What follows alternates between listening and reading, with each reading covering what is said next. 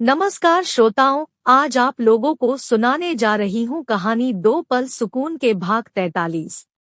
प्रकाश अपने ही मन में सोचते हुए पथ चलने लगा। कितना दुर्भाग्य है हमारी की बहन माधुरी के दुख में भागीदार भी नहीं बन सके।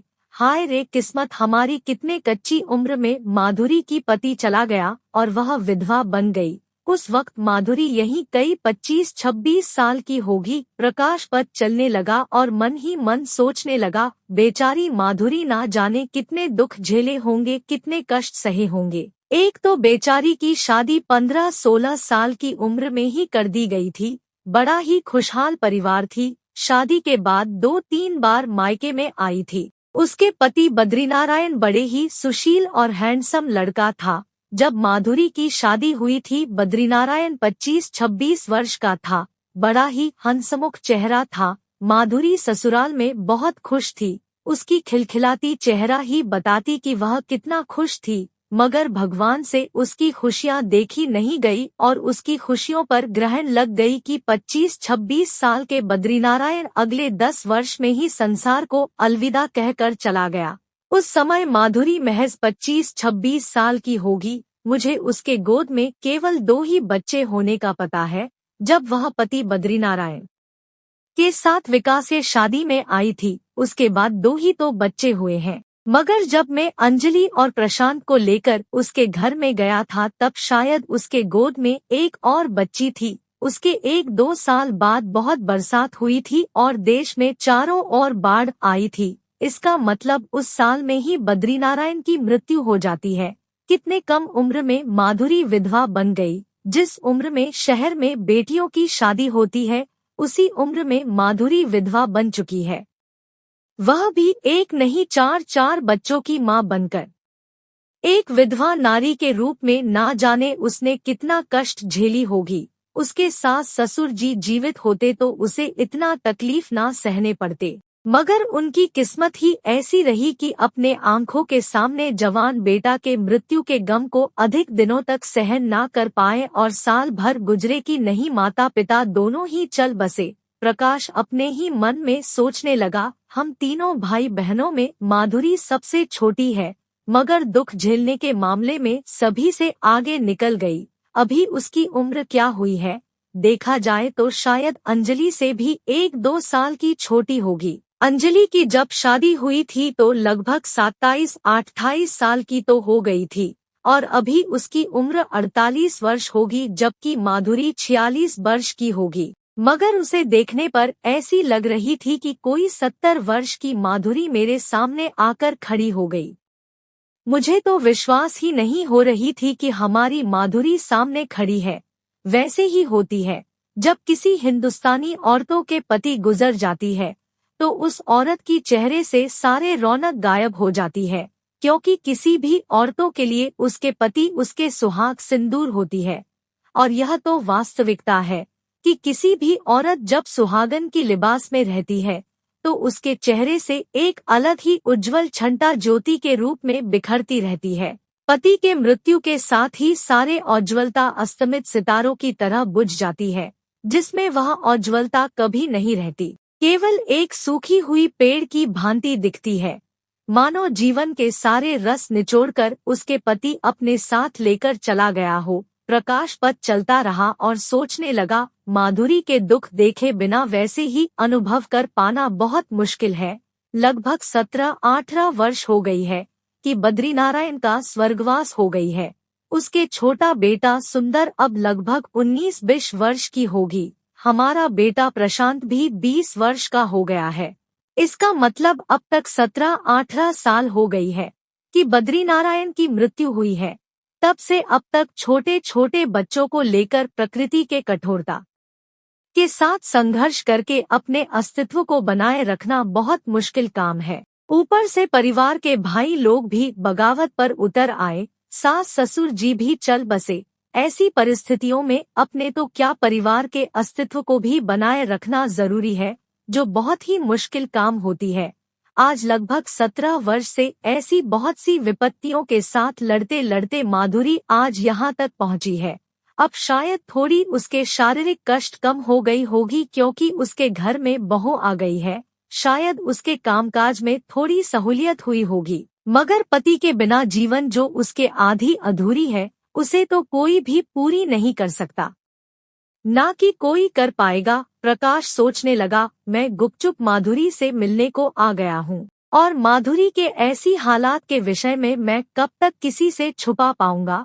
अपने माता पिता और विकास को तो आसानी से कह सकता हूँ, और माधुरी की दशा को बयां कर सकता हूँ, मगर माधुरी के बारे में अंजलि को मैं कैसे बताऊंगा, ताकि माधुरी के दुर्दशा के बारे में उसे भी पता चले, क्योंकि उसे मैं यह तो नहीं कह सकता हूँ कि मैं माधुरी के घर पर गया था। कोई ना कोई तरीका तो ढूंढना होगा ताकि अंजलि को उसके बारे में कह सकूं, क्योंकि अंजलि को अपने किसी रिश्तेदार से कोई मतलब नहीं है। उसे तो केवल अपने माता पिता तक ही सारे विषय सीमित रहता है।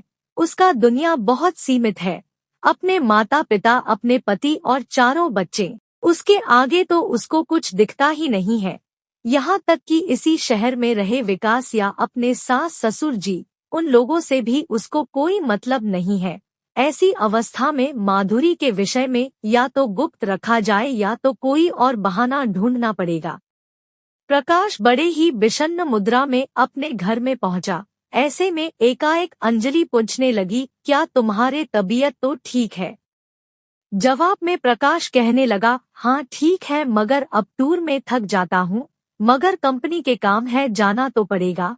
ऐसे में संवेदना जताते हुए अंजलि कहती है, हाँ यह बात तो है, तुम अब खाना खाकर आराम कर लो, अगर सुविधा हो सके तो एक दिन और छुट्टी कर लो। ऐसे में प्रकाश कहता है, देख लेंगे जैसे सुविधा होगी। प्रकाश मन ही मन सोचने लगा, कल को ड्यूटी में जाना होगा। किसी भी तरह रात बीत गई। परिवार की हाल चाल सुनने के बीच माधुरी की याद उसे बार बार सताने लगती है, और कभी इस करवट तो कभी उस करवट के बीच कब उसे नींद आ गई पता ही नहीं चला। जब घड़ी में सुबह का अलार्म बज गई तो नींद खुल गई और सोचने लगा, फिर से ड्यूटी में जाना होगा, वही रफ्तार और वही तरीका अपनाना होगा। प्रकाश किसी से कुछ कहे बगैर सुबह सुबह तैयार हो गया और अपना स्कूटर लेकर ड्यूटी को निकल गया, और मन ही मन सोचने लगा, गांव और शहर में आजकल ज्यादा फर्क नहीं रह गया, और 10 साल के बाद तो और भी फर्क नहीं रहेगा, मगर एक फर्क सदा ही रहेगा, वह है संतोष। गांव के लोगों में जो संतोष है वह शहर के लोगों में नहीं है। पहले मैं बहुत से बातें सुनता था कि शहर के लोग रात को सोते नहीं, जैसे कि दिल्ली, मुंबई और कोलकाता जैसे बहुत से बड़े शहरों में है, जहाँ के लोग रात को सोते नहीं। यहाँ के लोग पैसे कमाने की भूख में सदा अपनी हाथ पैर यहाँ हुआ मारते रहते हैं। ऐसे में 1 से 2 नहीं 1 से 10 करने की चक्कर में रहते हैं, इसलिए उनके मन में शांति नहीं रहती है। वह इसलिए कि उन्हें कंपटीशन में खड़े होना है। उन्हें डर है कि अपने से कोई आगे ना निकल जाए, चाहे पैसे के मामले में हो या अपनी स्टेटस के मामले में हो। अगर ज्यादा से ज्यादा पैसा ना हो तो अपनी स्टेटस कैसे मेंटेन करेंगे? अपने बच्चों को उच्च शिक्षा कैसे देंगे? औरों से पिछड़ कर रहेंगे तो अपनी पद प्रतिष्ठा को प्राप्ति कैसे करेंगे? अगर पद प्रतिष्ठा प्राप्त नहीं कर पाए तो उनका अगला पीढ़ी को कैसे संभालेंगे? वह लोग भी तो वैसे ही पीछे रह जाएंगे। प्रकाश सोचने लगा, माधुरी का बेटा शंकर अपना पढ़ाई छोड़कर अपनी माँ की मदद को लग गया और छोटा पढ़ाई लिखाई करके कुछ बनना चाहता है। फिर ही गांव में अब भी लोग संतोष के साथ जीते हैं। उनका बच्चा सादा पढ़ाई लिखाई करके कोई सादा नौकरी कर ले तो बहुत है, मगर शहर में ऐसा नहीं रहा। सभी के मन में यही इच्छा है कि हमारा बच्चे सबसे आगे रहने चाहिए, और यही कारण है कि बड़े बड़े शहर में रहकर जो बच्चे लोग भविष्य की तैयारी में जुटे हैं, वह लोग अपनी नाकामी पर अवसाद में आ जाते हैं और आत्महत्या करने जैसे कदम उठा लेते हैं। हालांकि उनमें गांव से आए बच्चे भी शामिल हैं। माता पिता अपने जीवन भर की जमा पूंजी लगाकर बच्चों को तालीम देने के लिए शहर में भेजते हैं, मगर बच्चे कोई तो बहक जाता है तो कोई अपना काबिलियत को साबित नहीं कर पाता। ऊपर से इतना ज्यादा कंपटीशन है कि बच्चे लोग हर थक कर बैठ जाते हैं। ऐसे तो इस विषय पर केवल बच्चों का दोष देना उचित नहीं होगा। कहीं ना कहीं हम माता पिता भी उनके मन में ऐसी उम्मीद को गाड़ देते हैं, तरह तरह के उम्मीदों की छोटा पौधा गाड़ देते हैं और सोचते हैं कि यही पौधा एक दिन एक बहुत बड़ी वृक्ष बन जाए। मगर बहुत बड़ी वृक्ष बनना कोई आसान नहीं होता। उसे भी बहुत से प्रतिकूल मौसम की सामना करनी पड़ती है। उसके बाद कोई तो टिकी रहती है और कोई तो यूं ही गुमनाम सी रह जाती है। दिन गुजरता रहा कि एक रोज अंजलि बड़े ही दुविधा भरी लहजे में कहने लगा, बेटा प्रशांत कह रहा था कि उसे कुछ और ज्यादा पैसा भेजना होगा। उसे कुछ और किताबें वगैरह लेनी होगी। साथ में उसे हमेशा पीसीओ पर निर्भर करना पड़ता है। ऐसे में उसे भी एक मोबाइल हैंडसेट चाहिए। समाप्त। कहानी के अगले भाग के लिए हमारे साथ बने रहिए। धन्यवाद।